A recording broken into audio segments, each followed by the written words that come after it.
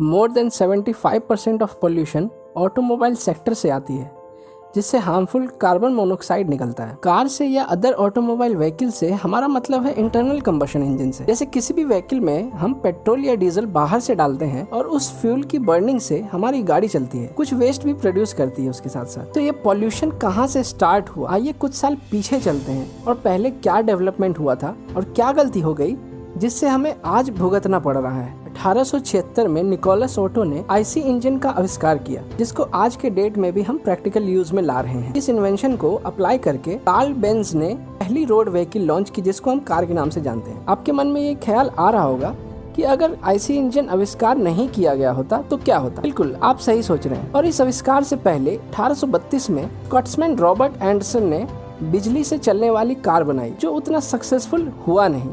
लेकिन कुछ टाइम के बाद अमेरिकन थॉमस डेवनपोर्ट ने पहली इलेक्ट्रिकल व्हीकल बनाई जो सक्सेसफुल रही, जिसका नाम उन्होंने इलेक्ट्रिक ट्रेन इंजन जैसे रखा, जो 4 माइल्स पर आवर के स्पीड से ट्रेवल करने वाली थी और मैसिव लोड खींचने की क्षमता रखती थी। आपको अभी लग रहा होगा कि ये सब तो है ही, इलेक्ट्रिक ट्रेन चल ही रही है, लेकिन उस समय ये बहुत बड़ी डेवलपमेंट थी। इस इलेक्ट्रिक ट्रेन के आविष्कार के बाद लोगों ने प्रदर्शन शुरू कर दिया, क्योंकि स्टीम इंजन में काम करने वाले कर्मचारी को लगने लगा कि अगर इलेक्ट्रिक इंजन मार्केट में आ गया तो कोयले से चलने वाली इंजन तो बंद हो जाएंगे और उन सभी को जॉब से हाथ धोना पड़ेगा। इसलिए सभी ने मिलकर उस इंजन को तोड़ दिया, जिसके बाद उस समय इलेक्ट्रिक इंजन बनना बंद हो गए। उस मशीन में सबसे बड़ी दिक्कत बैटरी की थी, जो रिचार्जेबल नहीं थी। लेकिन फ्रेंच मैन के लीड एसिड बैटरी के आविष्कार ने काम आसान कर दिया। अब काफी लोग सोशल मीडिया पर शेयर करते रहते हैं फोटोज, वीडियोस वगैरह, जिसमें वो बताते हैं कि अगर दुनिया में कार्स नहीं होते तो वर्ल्ड और ग्रीन होता, एनवायरनमेंट क्लीन होते। पर ऐसा नहीं है। अगर कार्स नहीं होते तो कुछ और होते। क्या पता स्टीम इंजन चल रहे होते,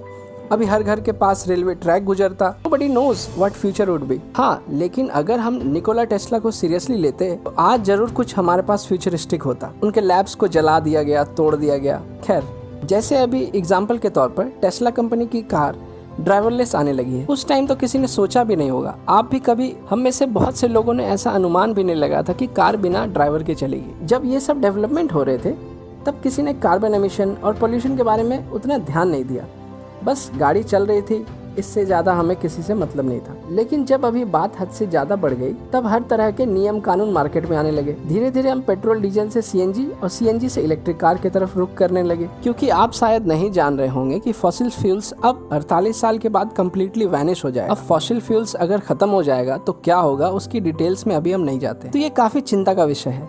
इसलिए साइंटिस्ट नए नए तकनीकों पर ज्यादा ध्यान दे रहे हैं। अपने देश के कई स्टेट्स इलेक्ट्रिक कार्स और बाइक्स खरीदने पर जोर दे रहे हैं, इसी बढ़ती पॉल्यूशन के कारण। जैसे 2 व्हीलर्स अगर आप खरीदते हैं तो 20,000 रुपये आपको कैशबैक मिलने वाला है।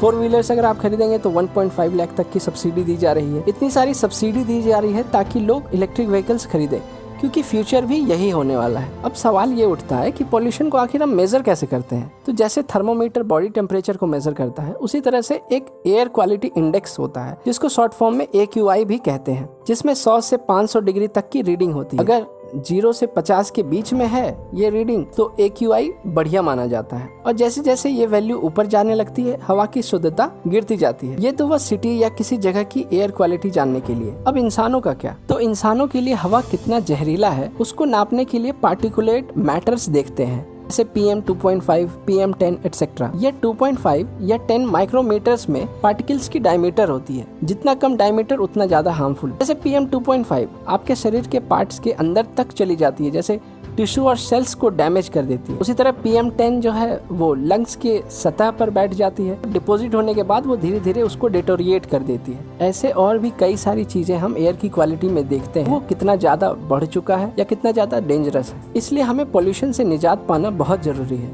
जिसके लिए कई आविष्कार भी किए जा रहे हैं। जैसे कि अब जल्द ही trucks hydrogen fuel cell technology पर बेस्ड अब पानी से चलेगा, लंबी दूरी और हेवी लोड्स के लिए। ये टेस्टिंग हो गई है। डाइमलर कंपनी की ट्रक्स ने ऐसा दावा किया है। 2025 से 27 के बीच में एक्सपेक्टेड है ये मार्केट में लॉन्च हो जाएंगे। हालांकि कार्स और बाइक्स में अभी इसको यूज नहीं कर सकते, क्योंकि इसकी कॉस्टिंग बहुत ज्यादा गिर रही है। बाकी फ्यूचर का हम कुछ नहीं कह सकते।